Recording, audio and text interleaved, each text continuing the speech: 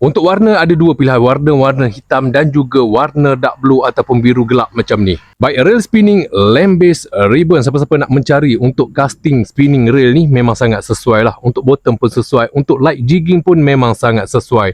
Daripada lamp base ribbon bersaiz 1000. Dia hanya satu saiz saja, bersaiz 1000. Yang cantiknya rail ni disekali dengan rail stand ataupun balancer. Ada logo daripada lamp base dekat sini. Tak perlu lagi korang nak cari balancer ataupun rail stand. Siap sedia sekali. Untuk dia punya handle material daripada aluminium. Untuk handle dia menggunakan jenis screw-in handle. Bukannya handle biasa, menggunakan jenis screw-in handle. Untuk dia punya kayuhan memang sangat lancar dan lembut sahaja. Untuk dia punya maksimum drag dia 8 kg. Maksimum drag menggunakan spool material daripada aluminium. Kita dengar dia punya bunyi drag.